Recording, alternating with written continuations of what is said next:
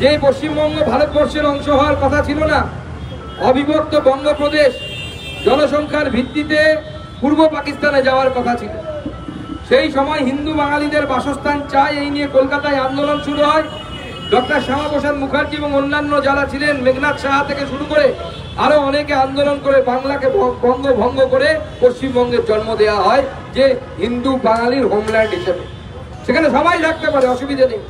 কিন্তু সেই বাংলাকে আজকে মাননীয় মুখ্যমন্ত্রী এমন জায়গায় পৌঁছে দিচ্ছে যে গতকাল পরশু কার্তিক পুজো উপলক্ষে যখন বেলডাঙ্গাতে সেই এলাকার সনাতনী হিন্দুরা তাদের পুজো আর্চা নিয়ে যখন ব্যস্ত ছিল, সেই সময় গোটা রাত তারা ঘুমোতে পারেনি, তাদের উপর আক্রমণ হয়েছে। একের পর এক এই ধরনের ঘটনা ঘটছে। স্বয়ং মেয়র ফিরহাদ হাকিম সাহেবের বিধানসভার মধ্যে দুর্গাপুজোর মণ্ডপে এসে লোক হামলা করতে গেছে। আজকে আমরা কোন পশ্চিমবঙ্গে বাস করছি? আমাদের বন্ধুরা বলেন যে বিজেপি শুধু এসব কথা বলে।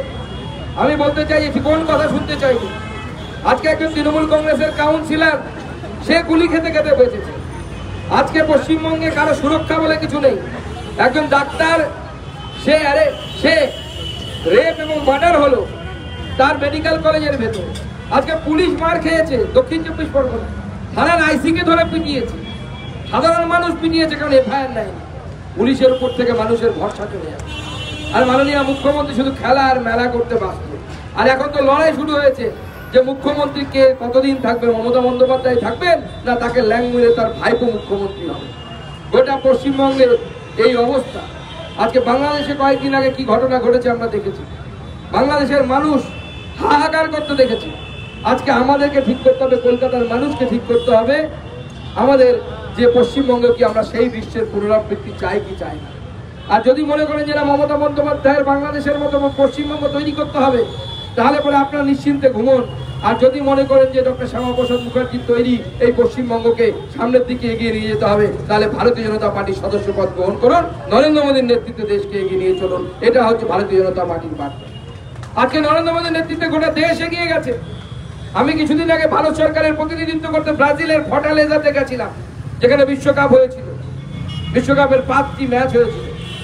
আমি যখন সেখানে বিভিন্ন লোকেদের, বিভিন্ন দেশের শিক্ষামন্ত্রী থেকে শুরু করে অন্যান্য প্রতিনিধিদের সাথে যখন বৈঠক করলাম, দ্বিপাক্ষিক বৈঠক করলাম, গোটা পৃথিবীর মানুষ যারা শিক্ষামন্ত্রী এসেছেন তারা প্রত্যেকে নরেন্দ্র মোদীর নেতৃত্বে ভারতের এই উত্থান, যেখানে প্রায় 5 ফ্যাজাইল ইকোনমি বলা হতো, 5টি ভঙ্গুর অর্থনীতির মধ্যে ভারতবর্ষের অর্থনীতিকে ধরা হতো 2014 সালে, আজকে নরেন্দ্র মোদীর নেতৃত্বে পৃথিবীর 5ম অর্থনীতিতে আমরা পরিণত হয়েছি।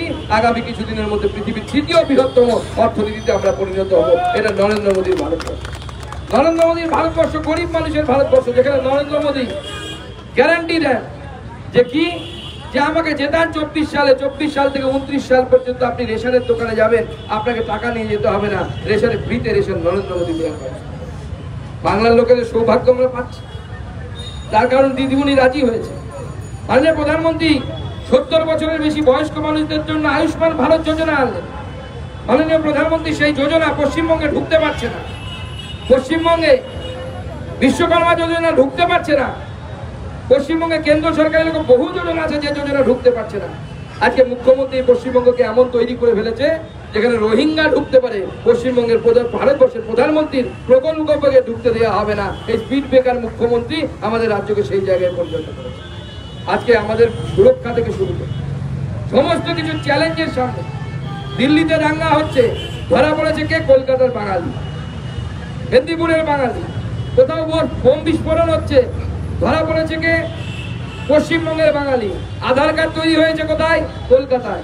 গোটা ভারতবর্ষের জন্য পশ্চিমবঙ্গ একটি ইন্টারনাল থ্রেটে পরিণত হচ্ছে। গত কয়েকদিন আগে আমার সাথে একজন আমাদের বিখ্যাত ফুটবল কোচ, আমি নামটা বলছি না, নাম বললে আবার তার বাড়িতে হুমকি চলে যাবে, দেখা করতে এসেছিলেন দিল্লিতে। আমি আমার মন্ত্রণালয়ে বসেছিলাম।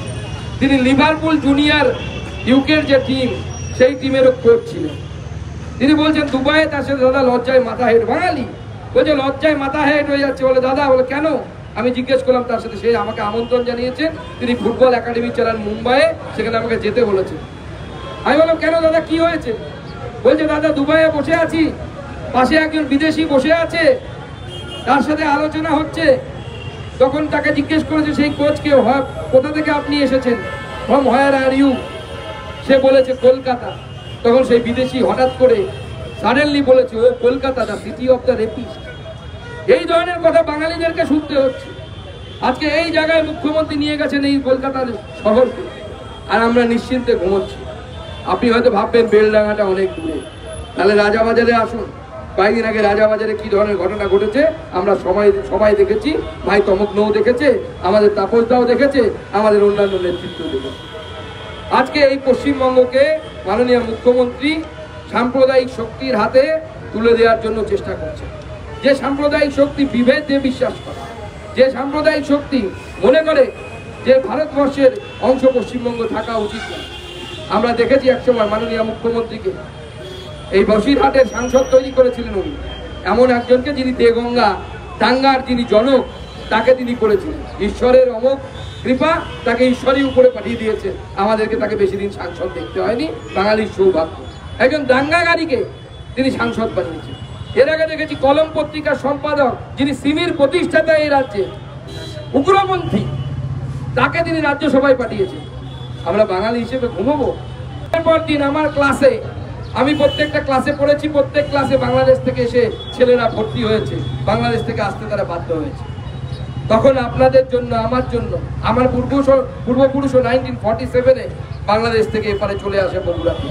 কিন্তু তখন তো আমাদের জন্য পশ্চিমবঙ্গ ছিল, ডক্টর শ্যামাপ্রসাদ মুখার্জির তৈরি করা পশ্চিমবঙ্গ ছিল। এখন যদি পশ্চিমবঙ্গ ছাড়তে হয়, কোথায় যাবেন একবার ভেবে নেবেন। ভেবে নিয়ে তারপরে তৃণমূল কংগ্রেসের সাথে থাকবেন, তৃণমূল কংগ্রেসের সাপোর্টে থাকবেন। আর যদি মনে হয় যে দুশ্চিন্তা নিয়ে আমি লড়াইয়ে নেমেছি, আমার একদম ফিক্স আরামদায়ক এসি রুমে বসে থাকা লাইফ ছেড়ে বিশ্ববিদ্যালয়ের ল্যাবে, এসি ল্যাবে বসে থাকতাম। চাকরি ছিল, সংসার ছিল, মাইনে ছিল ভালো। পশ্চিমবঙ্গের সব থেকে বড় চাকরিগুলোর মধ্যে, সরকারি চাকরিগুলোর মধ্যে একটি চাকরি করতাম বলা ভালো। সেটা ছেড়ে এসেছি এই জন্য, সেইটা ছেড়ে রাস্তায় নেমেছি এই জন্য। তার কারণ আমার কাছে উত্তর নেই যে পশ্চিমবঙ্গ ছাড়তে গেলে আমার বা আমার মেয়েরা কোথায় যাবে এরপর।